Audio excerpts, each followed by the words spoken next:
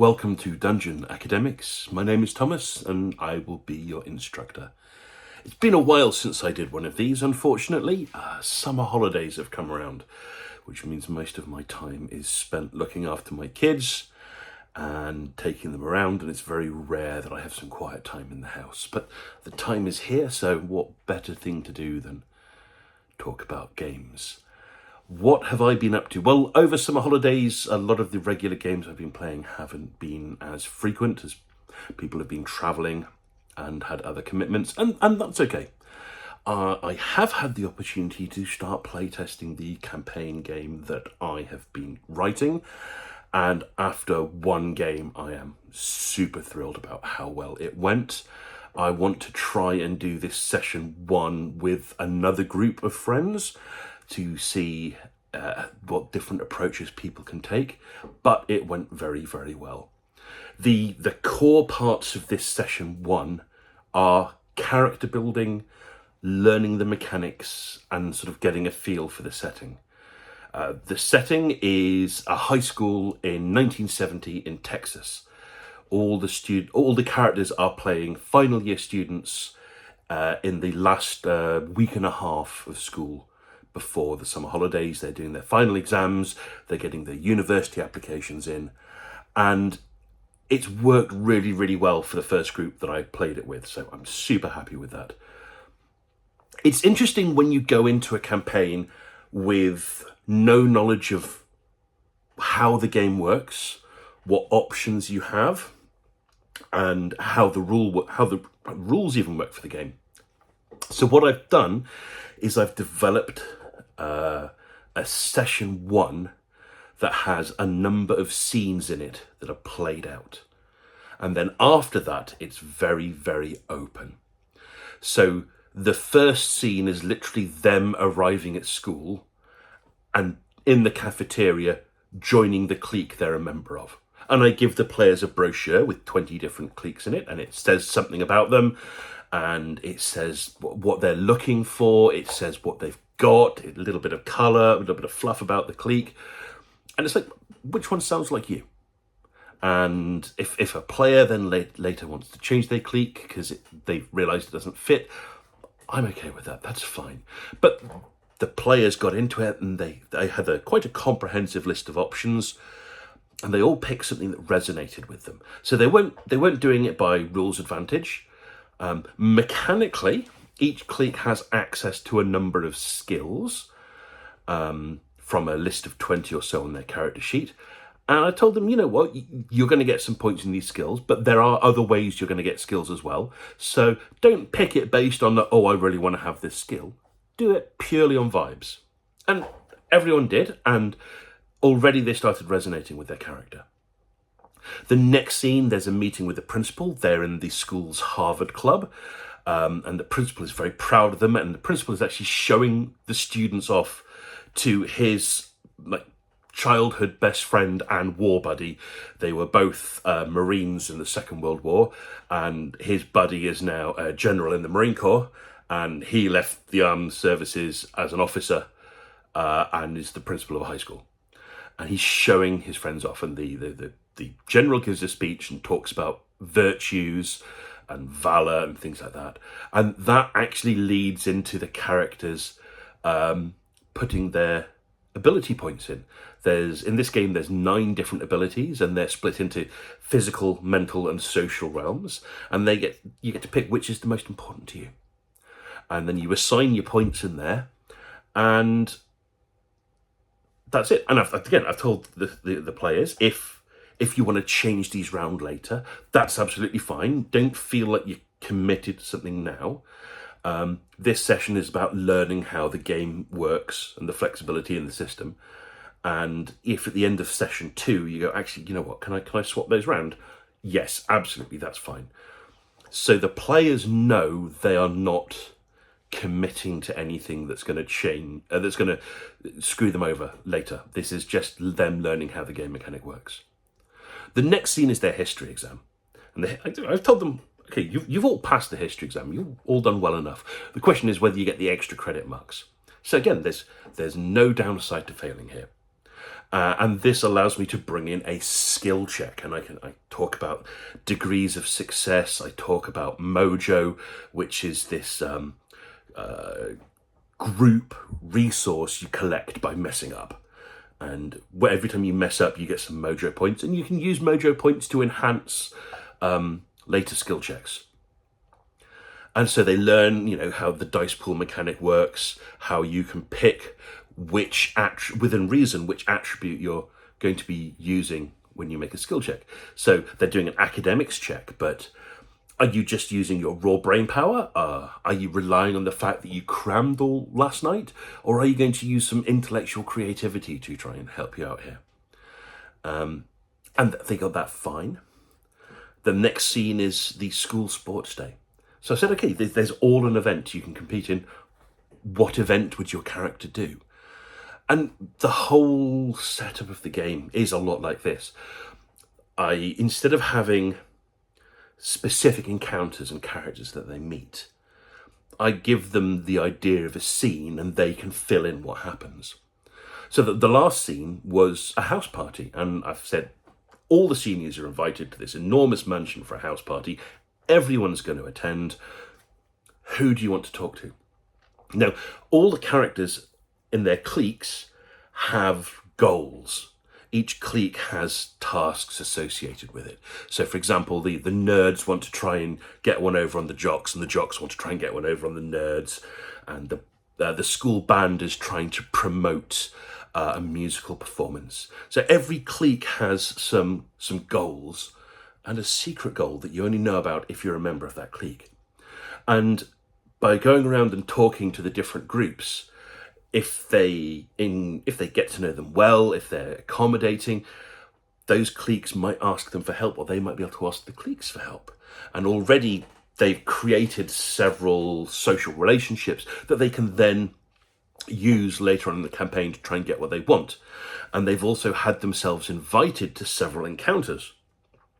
One clique has a mysterious shed where they found some old military equipment that they want to salvage, but they can't get it to work. So the party's going to come over and try and fix it or take it to someone that can. One group's got a van that doesn't work, but the greasers have access to a mechanic shop. So by trying to build relationships, it's like, okay, we'll take the van to the mechanic shop and they'll fix it up. But then you've got to do something for the greasers because they need the use of your van. And building up these ideas, it's come quite naturally that the party now has a list of things to do. The way I designed this campaign is not based around encounters, and it's not based around specific characters. It's based around groups having needs.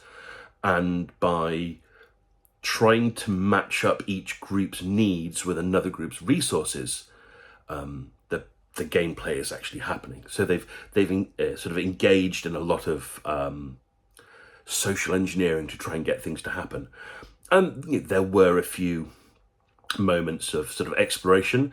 So the students broke into someone's house to try and sneak into their study and try and get some information, which had some partial successes. That was good.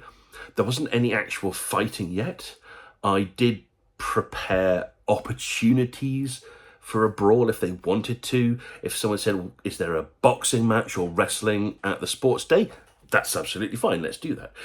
If there was an opportunity for an altercation at the party, absolutely, they could either go in and start it or go in and stop it, but that's not the path they chose to take. I left this very much open to them, and they are playing the kind of game that they want to play. They are seeking out the kind of encounters they want to engage in. And this is really good. I'm really happy with that. One of the players drew a lovely portrait of their character and then knitted the sweater their character was wearing so she can wear it in the next session. And that level of dedication from a player is absolutely fantastic. So I'm really happy with how this worked. The group that I played it with was quite small. There's normally a group of 7 of us. That includes me. 3 of the group were unavailable. So I ran session 1 for 3. And I'm hoping I can run session 1 for the other 3 and then weave those 2 together. And then I'm hoping I can also do it with an entirely separate group as well. So I will have ended up running session 1 3 times, with 3 different sets of people, or 2.5, because 2 groups are then going to merge. That's fine. And I'm very happy with that so far. So fingers crossed I'll get to run the other groups soon, and we'll see how that works out. What else have I been up to? Well, sorry, leaning forward a bit. For my D&D game, I wanted to get a miniature for my character, and I have found this guy. I need to do a little bit of pinning, but here is Doug the Turtle, who I am very, very happy with. This was 3D printed by a company whose name I'm trying to remember now. Custom Campaigns, I think it is. It's the guy that did a lot of the figures for the Natural Six live play show. And I got this 3D printed and sent to me, and I think it is absolutely fantastic. So, I mean, he is too large to use directly as a tabletop figure, but he is still the best representation of Doug the Turtle that I've seen, and I think he looks absolutely fantastic. The quality of the model, the quality of the 3D printing is phenomenal. Sculpting is brilliant. At some point I want to try and get around to actually painting this. Haven't done any painting in ages, so I'm really looking forward to that. So yeah, exciting times. What else? Writing. I've mainly been writing stuff for this campaign that I was just talking about. It's going to be a 4-arc campaign. I've got pretty much all of arc 1 planned, but like I said, it's very, very open. So there's a timetable with some events in it, and the players can choose whether they want to participate in those or not. And every day I'm going to give them an opportunity to do 3 things: morning, afternoon, and evening. If they want to do something at night, then they're going to have to sacrifice a slot to catch up the sleep the next day. And if a slot takes them to more than one location during the day, that's fine, because everything's happening in this same medium-sized town.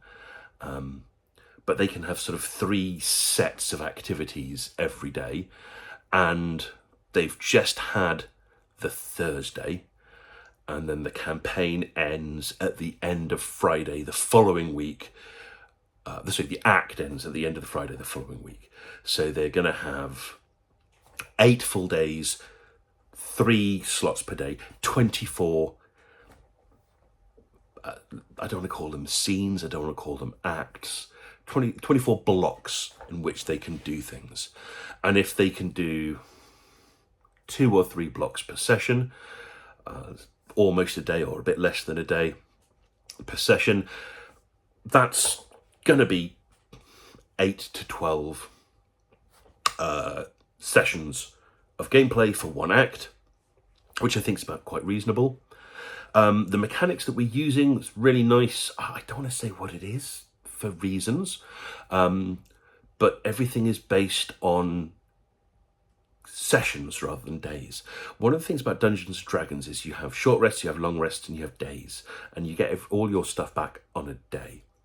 With this mechanic, almost everything resets by session.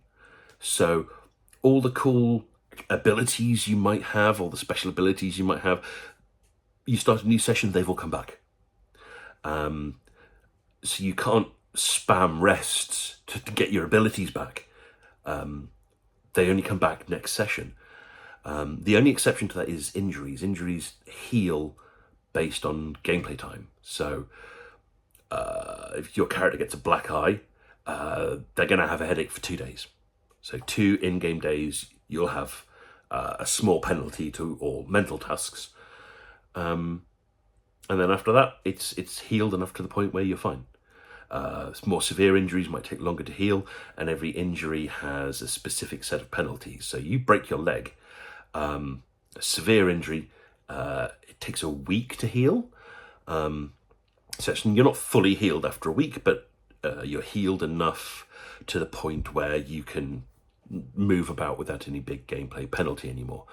Yeah, that's accelerated, but it's not meant to be realistic. It's still a game. And if you break your leg and your character can't move for 6 months because they're in traction, you might as well get a new character. So you make sacrifices for gameplay reasons.